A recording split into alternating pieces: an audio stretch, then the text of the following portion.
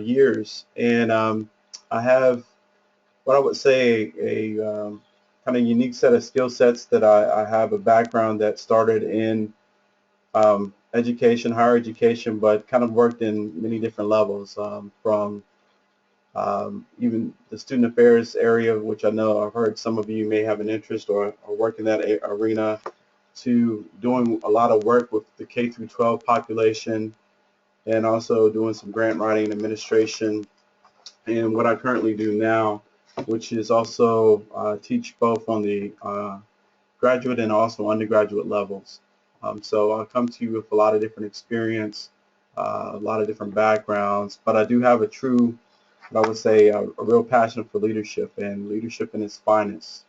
So what I wanted to do tonight is just kind of give an overview of a few areas or activities. I am going to record this session, even though it's going to be what I would say a relatively short session, but it'll cover some of the main points. Hopefully you can see my screen up here. I'm gonna go away from my screen. I don't know if my webcam is working properly. I'm using sort of an older computer, and sometimes it works perfectly and sometimes it doesn't. So I'm going to pause my screen for a second, and I'm going to try my webcam so I get the chance to hopefully wave at each of you, and you get a chance to see me. So I look pretty scholarly with my sweater on tonight, and trying to stay warm. Like most of you, we're anticipating a lot of snow and a lot of weather, and trust me, that's one of the items that we will probably mention a little bit tonight for our discussion too. So trust me, that is on my agenda. Um, we'll try to hash out the details. I know some of you have emailed me directly, and also Corliss, and also our team here in Charlotte. So trust and believe.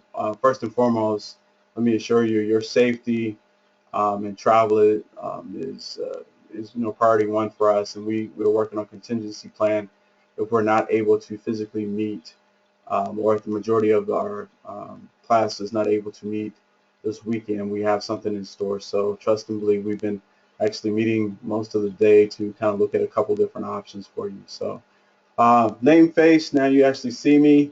I'm gonna take this take my mug off the screen here. But let's get into a little bit about tonight, and what I really want to cover just briefly is just to kind of give you an overview of the course itself. And I know we're like into our second week of the class, but part of that was done by purpose. Again, I was going to collaborate with Dr. Corliss in her presentation to you all, but I figured, well, one, I didn't get in contact with her early enough, and I didn't, like to jump on her bandwagon. But we are great friends, great partners, and also great colleagues. Just know that, and so that things that we do oftentimes may be a little overlap, or even hopefully make some connections as you go through this journey with these two courses. Tonight we'll talk a little bit about the course descriptions, a little bit about general leadership theory, assessments, a little overview application, and also as you look at this experience, keep in mind of the impacts of your work in society, and also how it relates to some aspects of social justice. I will talk a little bit about the team project, and I'll field, give us enough time to field any questions that we may have. Naturally, looking at the course description, understanding of leadership from a very early perspective through our contemporary approaches. And one of the things I wanted to share with you there is to really give you a flavor for many of you are leaders, or you hold leadership positions, and actually I would say that that's important to really embrace and understand that. This course is designed to provide for some more foundational work. For others, this may be a good course to really think and do some introspection about your leadership style and your abilities, which leads me into the second bullet point, which is to explore the individual, your leadership identity and your competencies. Oftentimes, even when we interview for new positions or roles, oftentimes, I'm very familiar with that question. So tell me about yourself, and you you're asked to say, well, tell me about your leadership style, or the leadership style that you most are comfortable with, or that you follow. And again, one of the things to do is to really to spend some time and identify these characteristics, these competencies. Um, Find, analyze, and synthesize peer review research. Naturally, your course, this whole program is based from a theory to practice standpoint, but we want to really emphasize that you are scholars, and that you have levels and depths of this knowledge and this information, so that you can um, be comfortable, but also a leader in the field as it relates to this material. Analyze and evaluate leadership from frameworks of social justice and multicultural lenses. Again, this is sort of um, a kind of a perspective or a lens that I would like for you to keep kind of in the back of your mind as you kind of consider some of your projects, as well as your role as a leader, and also this term called a change agent. The last but not least, demonstrate the ability to integrate theoretical and scholarly knowledge. Again, I've kind of mentioned that, kind of self-explanatory. Um, as we move forward, my slide doesn't want to move, it seems. Um, there we go. The course is broken up into four major components, and I'll talk a little bit more about this in more detail, and I'll pull up the syllabus, and we'll have a question and answer period. But again, 30% for your team presentation, project and presentation, your team analysis or leadership papers. Um, you have several smaller papers, and we decided to do something a little different this year, and I'll explain a little bit more in details about that. Before, we had a theoretical framework paper on leadership that we had students work on, which was a pretty lengthy 10, well, no, not 10, 15 to 25, somewhere in that range of paper, and it talked about establishing a brand new leadership perspective, theoretical framework, and we felt that it was good, but it didn't really hit the essence for where most students are. So we switched it up a little bit. I'll be very excited to hear, feedback, how this was good or bad or indifferent from you. Leadership reflection, and also your participation in your discussion boards. I'll start a little bit with the team project. There's three subsections to this assignment. One is your team, your mission, or your charter, which basically states the description of your team, topics, your purpose, guidelines for working together, your levels of commitment, and those type of activities. Again, it sort of sets the frame or the structure and how you're going to work together as a team. Oftentimes you understand that when you're placed in teams or groups, sometimes that's not very comfortable.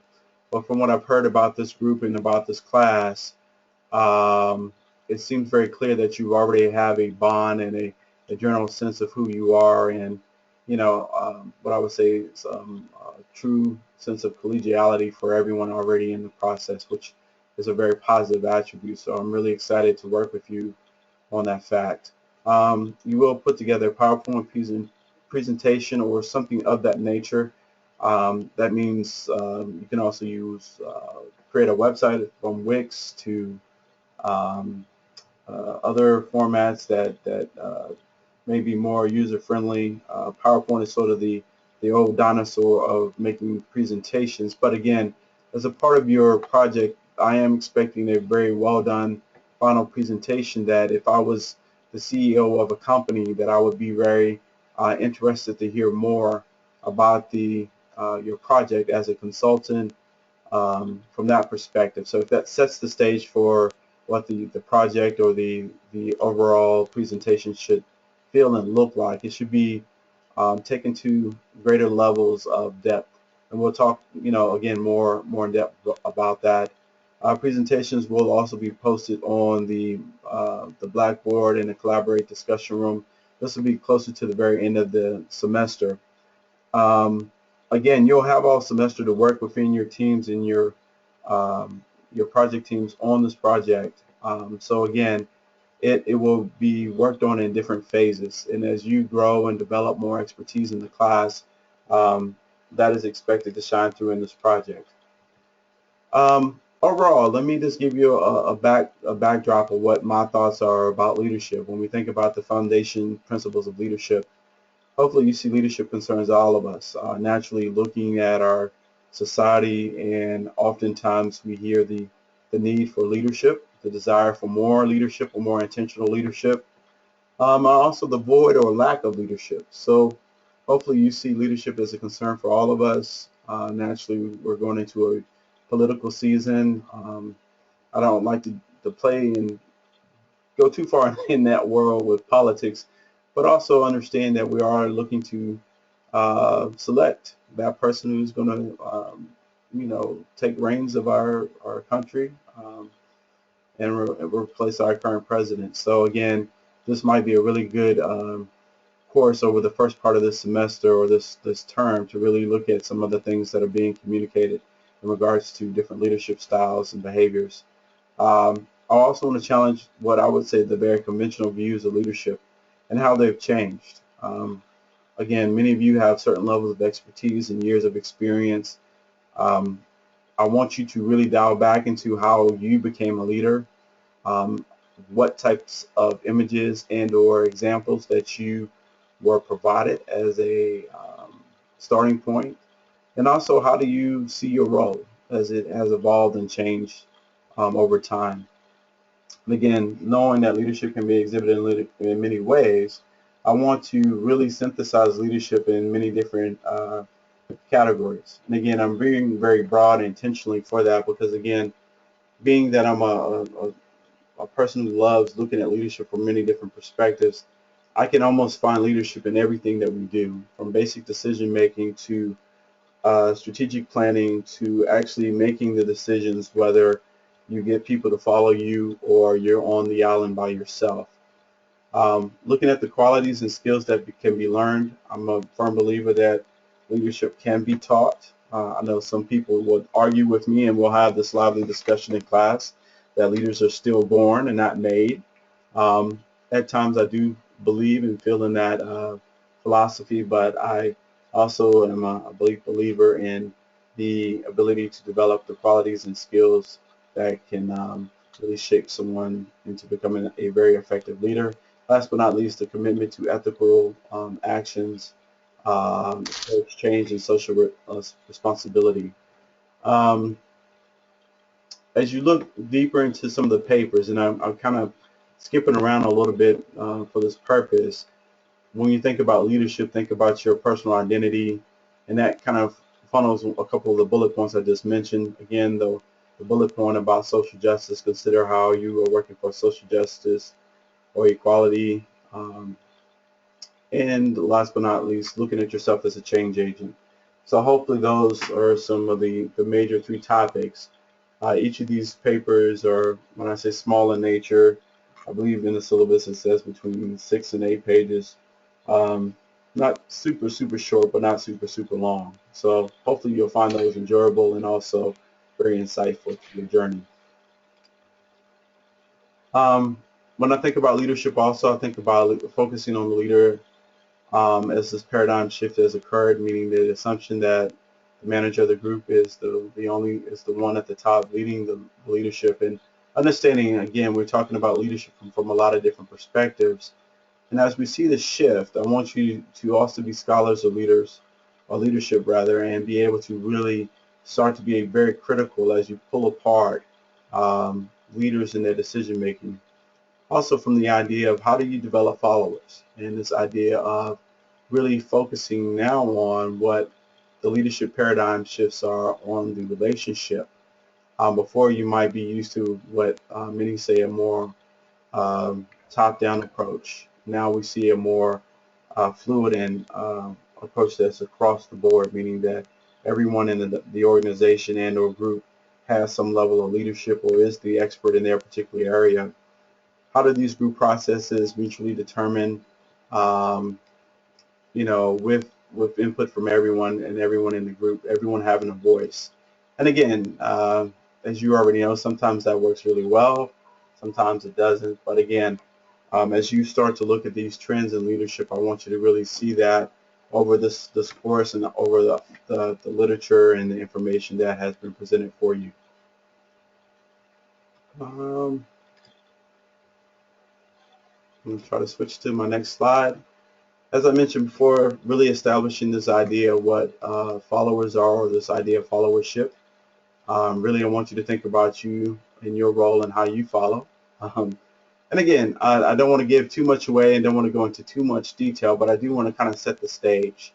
So there are a couple lenses that you look at yourself, and as you prepare yourself for the class, and for us to really start being very intentional about our time, think about your role as a follower, and how you are able to interact, and also defining this new term for leader. You know, ideally we talked about the top-down approach, and I kind of got ahead of myself from this positional leadership role to now everyone actively being a part of that. Trust me, as a part of this class, that's one of the things that I really enjoy, is giving students an opportunity to shape and discuss their experiences, be a part of the process, and have fun with it. You know, again, one of the things about myself and even some of the faculty members in our program, we are scholar practitioners by trade, meaning that we actually live and breathe what we do on a daily basis. In addition to that, we also like to put a spin on it that really challenges status quo, that also encourages opportunities for powerful and intentional dialogue, and also understand that sometimes there's not the easy or right answer. Um, you know, one of the best things about leadership is that it's always evolving and growing, and understanding your role and how you lead can also impact and shape the roles of others. And again, I think I'll stop there. I want to pull up, hopefully you are able to see the syllabus, and it's been tweaked a little bit. Again, without going play by play in the syllabus, I do want to, I'll highlight a couple things. Again, the methodology, we talked about the assignments. Um, Actually, I was mistaken, so I apologize. I said 6 to 8. It's actually 5 to 6. So some of you are smiling right now, and it's like, whoa, I can do that. That's pretty easy, right? So hopefully you're smiling. I don't hear any chatter in the background, so I'm assuming that's okay. Um, we also will talk about a reflection. And as a part of this class, I really want you to even log this experience for you, and how you have evolved and grow as a leader over time. One thing that's not really mentioned here, I do plan to provide you additional resources, some leadership assessments, to really hone in on your leadership style, um, even some skill development. I'm a big supporter of personality inventories like the Myers-Briggs. I haven't sent that to you yet. I mean, I have an online. Um, Thank you, Tom. I appreciate that. Less is more. Okay, I'll follow that philosophy. Okay. Um, I really appreciate the fact that um, you know, learning is an active process, and the more that you learn about yourself, I really feel the better you can be, and the more skills and the abilities you start to develop as a leader. So um, reflections, a couple of the books that were mentioned before. Um, it is a recommended text. I would say if you bought it, great. It is a good resource to have. It should be required, honestly. Again, we're fighting with that idea of trying to be more innovative and create some new opportunities. But sometimes if you have some classic works, again, hopefully you won't find the book too boring. But again, I think it's a pretty solid read as it relates to covering some of the major points there. Um, but, you know, again, feedback will be appreciated at the end of class or throughout, of something you found or that you thought was good. Again, here's the breakdown. Um, Hopefully I've been pretty clear on the expectations. Um, as many of you've done already, as we were into week 2, you've already posted your CV, a picture, and I really appreciate that. I haven't responded a lot, but I have enjoyed reading and learning a lot about each of you. I am looking forward to that experience in person as well as throughout the remainder of this course. Trust me, these few weeks will go by very quickly. Again, we're already in week 2. We'll talk about virtual teams, decision making. We're doing our session this week. I wanted to make sure that we had an opportunity to at least touch base in a way that you feel comfortable and you know that I am here for you as an instructor. Again, your first major assignment as it relates to a team is due on the 25th, which is right after you meet in person. The idea is that you meet together and hopefully collectively you've already made contact with folks that are in your group. I sent a message out earlier this week or a couple days ago in regards to who was on teams. There are 3 teams, so a very small group, or a small class rather. And as a part of that, the expectation is that you work together collaboratively, and also with respect, as naturally as I would expect many other of my students in this course. So we'll talk more about that. And again, everything is kind of outlined here. And again, we may have some edits or some changes, but for the most part, I think I've done a pretty decent job in outlining most of the points for the class. At this point, I will be quiet for a few minutes, and I will entertain any questions.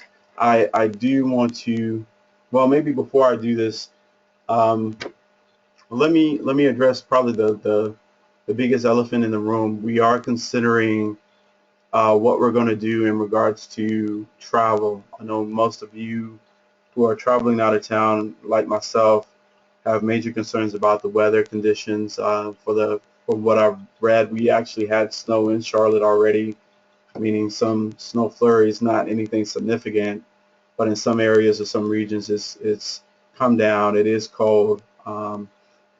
This first wave is kind of passing us, but then we're going to really expect another major wave on Friday, which is your major travel day.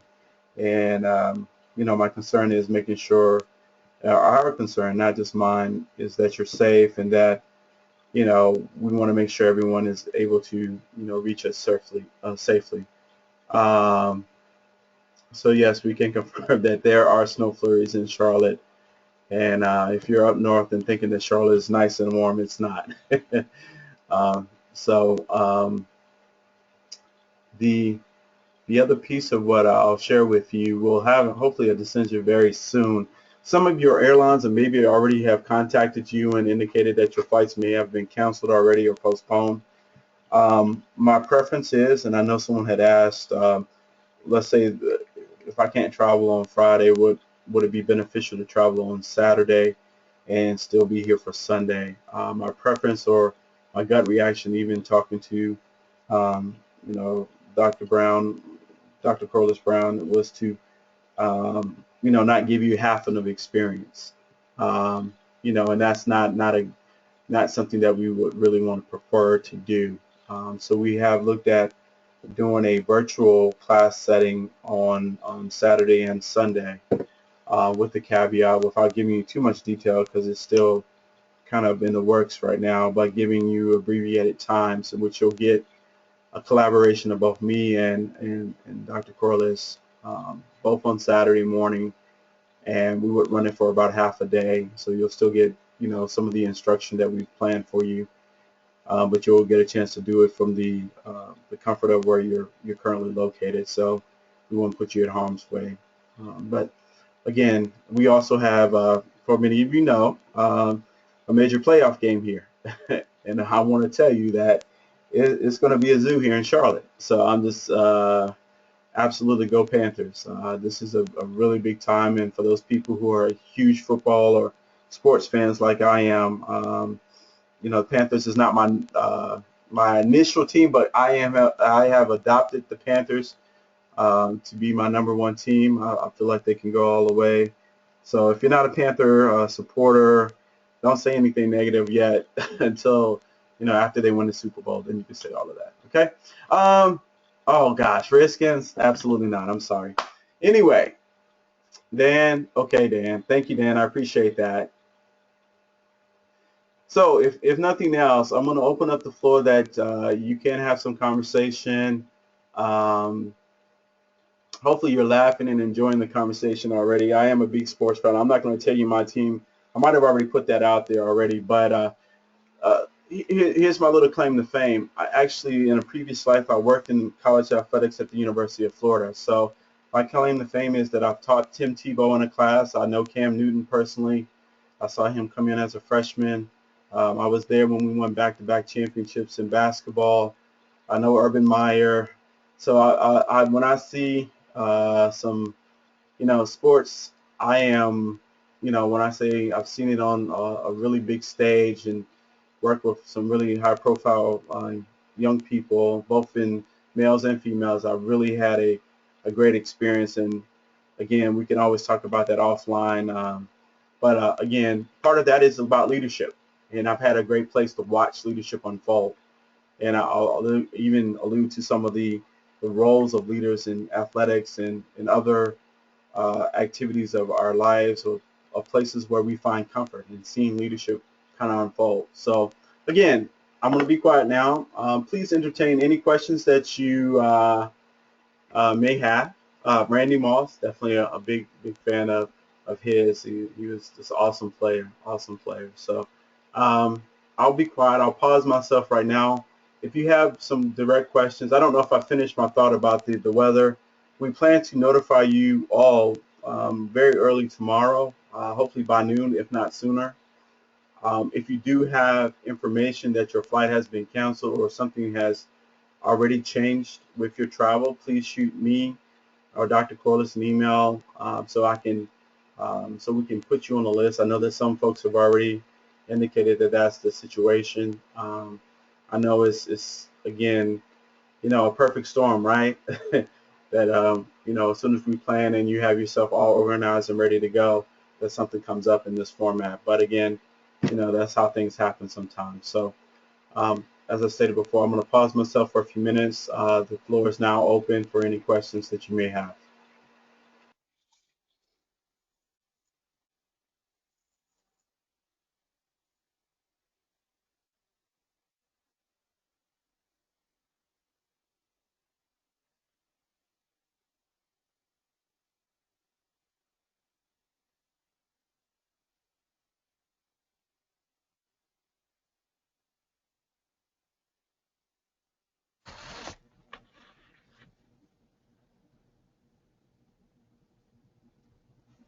Hi, Dr. Patterson. This is Tara. I don't know if I missed this earlier, but I was looking at the discussion boards. Are there certain days during the week that they're due and responses? And I may be missing that in the syllabus, but on quick glance, I just didn't see that beyond the first due date. No, great question. Great question. It should be stated in the syllabus, but if it's not, normally the discussion questions, I'll post them on Sunday, Sunday evening. That leads into the next week. And we normally would have through that Saturday or Sunday by that following Sunday by that certain time by before midnight. But I'll be clear to outline those dates in there if those are not. But usually it's a 7 day Sunday to Sunday.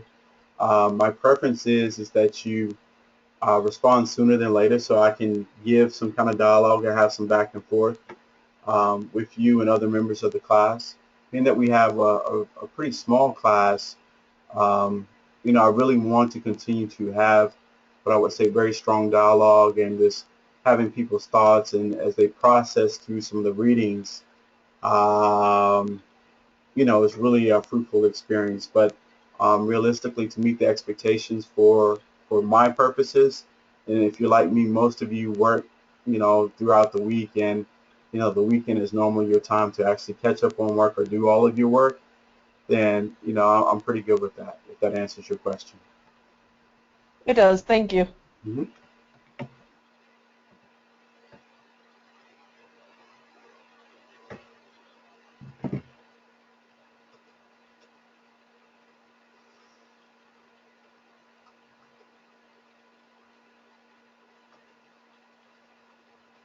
This is Teresa. I typed in a question. Okay. And I'm just responding. as it stands right now, everything is still set as a go. We will confirm class hopefully by tomorrow, depending on the information that we get, so that you will not, if you have to travel, um, hopefully we can make the proper adjustments. The way it looks now, again, it doesn't look, just from what I've heard and what I've seen, it doesn't look very likely. But again, I don't want to say that that's our final call. We're still working on looking at where things are. Um, who's the furthest out? I saw Pittsburgh, and I can't remember. I know everyone is kind of all over the place. And if you want to just type in the text box without all chiming in at one time, um, I know that some people, if you're on the East Coast, pretty much from Charlotte up to Boston, we're going to get slammed. I guess it's coming from the west of right across. And I'm not sure who's traveling. I don't know if you're in Atlanta or down south or some other regions, if you're going to be okay to travel. But I know that it's scheduled to be hot. I mean, not hot, but very, very heavy. Um, and the actual the travel, the airports have already made notices to many folks at this point. Dr. Patterson, as a Southern girl, I just don't drive in snow. Right. I've got a Jeep, so if somebody wants to come drive my Jeep, we've got four-wheel, but if we get a lot of snow inch-wise, I'm just in Concord, and that's only 30 minutes out, Mm-hmm. but I'm not sure that I would be able to drive in. Okay. Well, and again, that's something that we're looking at is definitely the weather conditions. If it becomes too treacherous, we definitely don't want you to um, take take a risk. I know even being close and having having a Jeep or four-wheel drive doesn't guarantee safety here. And again, um, my concern is also snow itself is not bad, but it's the ice and the other stuff that you can't see and that you can't predict, or the uh, the other catches. And again, like I said, it's just going to be a very difficult, not difficult, but it's going to be a very busy weekend anyway. And I think that that's part of the challenge, is that how many people are actually going to get a chance to get here. And I appreciate you sharing your your